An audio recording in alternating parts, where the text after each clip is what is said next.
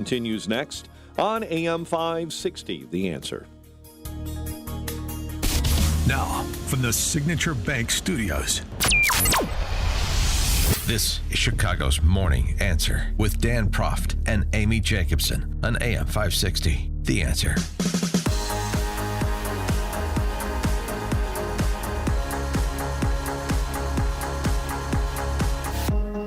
Top of the morning, Dan and Amy. If and when Kamala Harris loses and the House and Senate go Republican as well, or House stays Republican and Senate becomes Republican with perhaps a comfortable majority, which I think is going to happen. I think that's the way this is tracking right now. Don't the Democrats don't say Rui Teixeira didn't warn you. Rui Teixeira, who I've cited off and on over the course of the cycle. He's a political scientist. He co-wrote the book, The Emerging Democratic Majority, back about 2 decades ago, saying that demographically the Democrats were destined to become the majority party in America, which may in fact turn out to be the case, but they can also so underperform and swing so far left so fast that they get rejected in a particular election cycle by the majority of the population, which is the way this is tracking. Teixeira wrote a piece over at liberalpatriot.com in February of this year, essentially sending the warning signals out for Democrats. Time for Democrats to break up their bubble was the subhead of his piece, and he was going through the numbers in terms of where Biden stood among core demographics for the Democrats. So, of course, this has changed now, but Harris is part of this administration, and a lot of people remember that. This is back in February. Biden had a 32% approval, 65% disapproval rating with Hispanics. Working class, non-college Hispanics, 30% approval, 67% disapproval. Blacks, the same thing. I mean, well off the sort of 90% of the black vote that Biden got in 2020. His approval rating in February among blacks, 48 approve, 49 disapprove. Working class, non-college blacks, 45 approve, 52 disapprove. So he was putting together the data that tells the story that non-white, non-college voters are trending away from the Democrats. And now, here in the 11th hour, it has finally come to the realization of Kamala Harris as she's out doing and saying things to pander to black men, among others, but particularly black men. Her latest installment of this sort of abject pandering was this. So you may not know, but you will appreciate. I'm the first vice president to grow chili peppers at the vice president. Okay, I like that. Including Scotch bonnet peppers. Really? Come on now. Real heat. Come They don't know them on I mean, the that's scale. hotter, that habanero Scotch bonnet. Every Hottest day pepper of known the to man. week. Exactly. Yeah. You have no problem. Learn something new every day. Yeah. Oh my God, can they kiss your butt anymore? The all-important chili pepper vote that's often underreported by... It's neglected, Dan. I mean, underappreciated by pollsters. For more on this, where the race stands, we're pleased to be joined by Michael Baharaeen. He is the chief political analyst at the Liberal Patriot, I just mentioned, liberalpatriot.com. And you can also get his writings at michaelbahareen.substack.com. Michael, thanks for joining us. Appreciate it. Hey, guys. Morning. Good to be here. So, I read some of the recent posts over at the Liberal Patriot, too, where you're still of the mind, it would seem, that this is a toss-up, very close race. But do you have any sense, what is your sense of where things are trending and have been for perhaps the last couple of weeks? Well, it's a good question. With all the data that we have, this is one of the closest presidential elections in modern memory. It's very remarkable how stable the polls have been. When President Biden was in the race, he was trailing Donald Trump by about 3 points pretty regularly at the national level, and that persisted for months. As soon as he dropped out, Kamala Harris joined the race. She slowly ticked a little bit past Donald Trump, but now she's sort of set in at only about a 2-point margin. And when you look back at 2020, when you look back at 2016, there were moments in those races where this was a much wider advantage, typically favoring the Democrats, and that has not been the case this time. So, yeah, I think this is about as close as anyone has expected, which kind of favors, the toss-up status for this. And it's kind of anybody's guess right now at this point which way this will break. Well, do you think the early voting coming in from places like Georgia suggests it is more pronounced from rural and Trump counties, which which suggests a couple of things. I mean, this is early, I'm anecdotal, but perhaps that you have enthusiasm advantage for Trump, or you have a better organization to get people to early vote and bank those votes than Republicans have had in the last couple cycles. Yes, that's very true. I think Trump's team and sort of Republicans more broadly, saw the advantage that Democrats had 4 years ago in kind of running up the score early with early voting. This time around, they have definitely tapped into that. And you're starting to see it at the ground level. Areas that last time weren't banking a ton of votes for Trump early are now coming out much more early on in the process. Yeah. Well, why do you think Kamala Harris has squandered her lead? Could it be because of the goofy podcast she did and going on Howard Stern and the Stephen Colbert show, not serious interviews? And the one she did with 60 Minutes was a flop.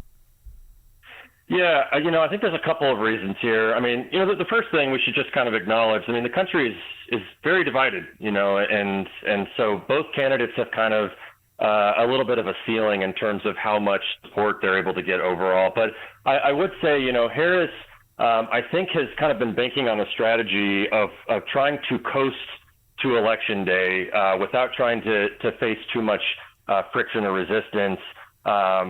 She's mostly been on friendly media.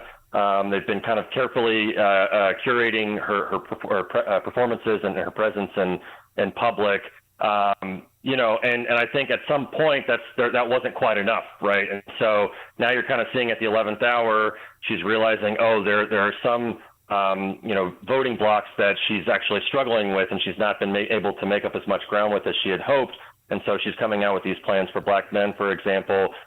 She's making these efforts to go on Fox News and kind of belatedly talk to audiences that she hasn't really so far in this election. So, I think that's probably right too. That there's just some voters who still aren't sure kind of what version of Kamala Harris to believe. I think you saw this a little bit on the Fox News interview last night, where Brett Baer played some clips of her, talking about her positions from her 2020 presidential campaign, and then saying your positions have changed, why should people believe you? And she didn't really seem to have a strong answer for that. And I think it's just leaving a little bit of doubt in some people's minds about, what version of her statements are they supposed to believe.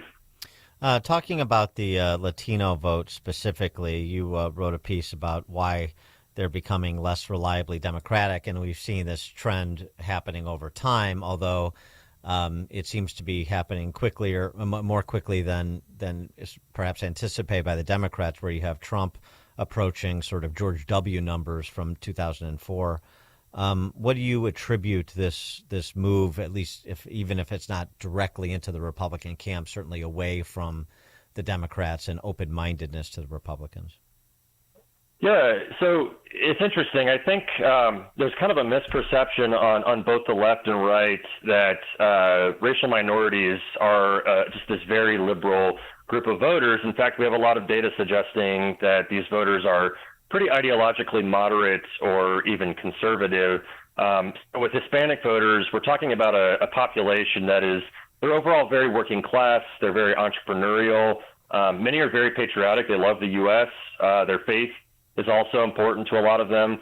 You see this in even some agreements with Republicans on policy issues. So in my piece, which you can read at liberalpatriot.com, we had a recent poll from the New York Times that showed 43% of Hispanics supported building a wall on the southern border. 45% supported deporting people who had crossed into the country illegally.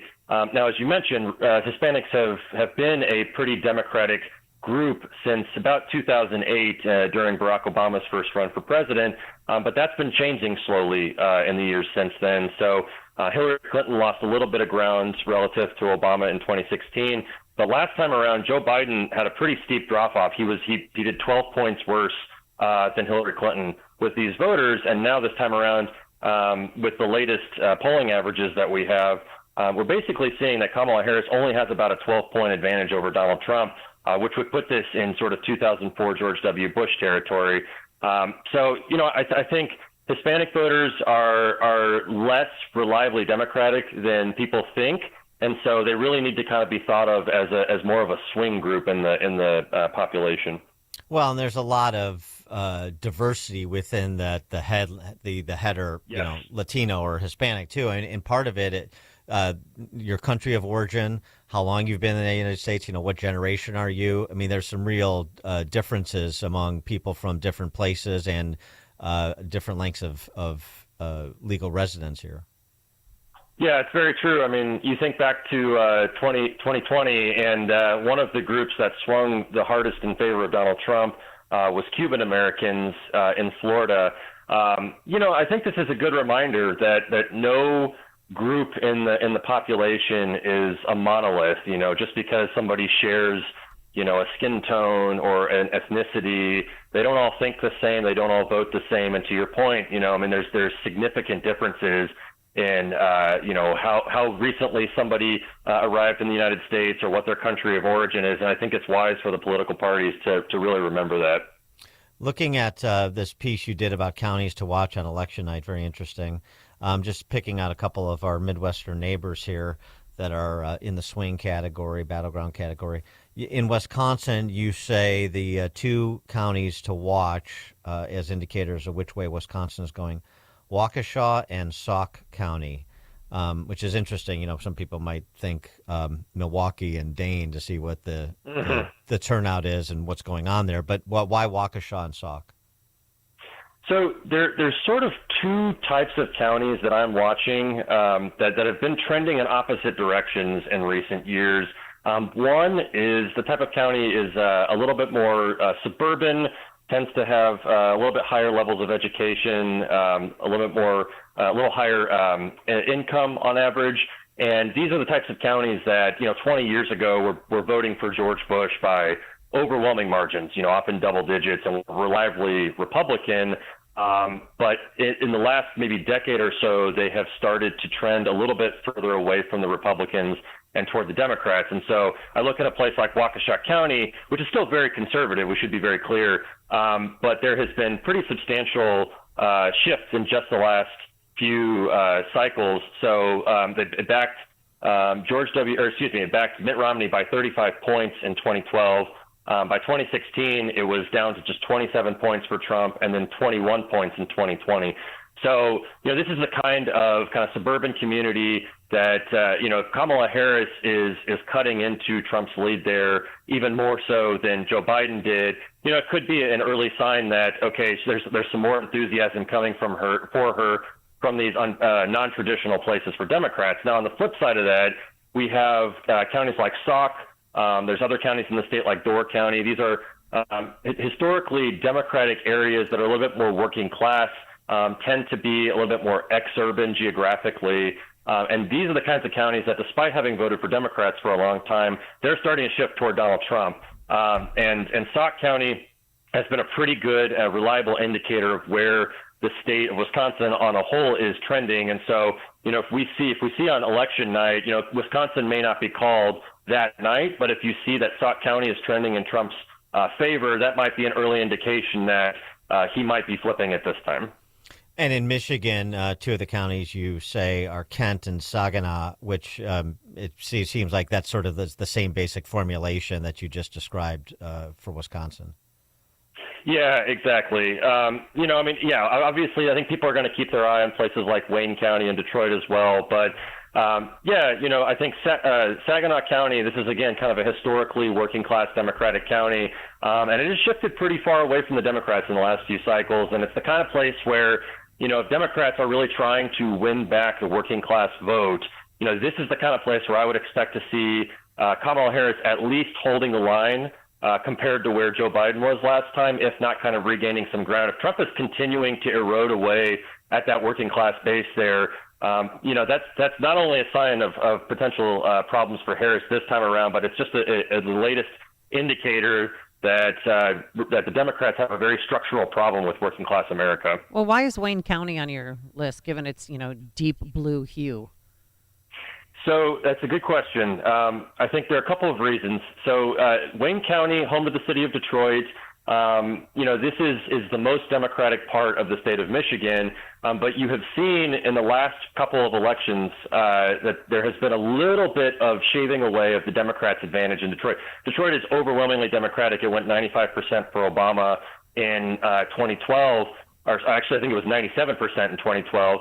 And then you saw just a little bit of erosion for Hillary Clinton 4 years later. And interestingly, if you look at the margin by which she lost, that she underperformed Obama in Detroit, and you compare that to the margin by which she lost the state, that was the difference right there. So, and you saw even a little bit more erosion for Joe Biden in 2020.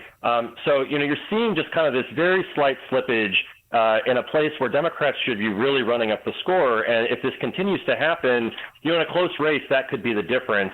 Also in Wayne County, you have Dearborn, Michigan, which has a large Arab American presence. And if people remember back to Joe Biden's primary campaign this year, there was a large contingent of Arab American voters in Michigan who decided to withhold their votes. They were sort of the uncommitted bloc is what they were called, over their dissatisfaction with his policy in the Middle East right now. It kind of remains to be seen whether a lot of these voters who have historically voted Democratic will actually show up and vote for Harris this fall anyway, or if they'll stay home, or some of them might. There's some indication some of them might flip to Trump. And so, if the Democrats' advantage in Wayne County slips and it comes from these places, you could be talking about the ball game in a place like Michigan. Or they may vote for Jill Stein, which is basically the same thing, right?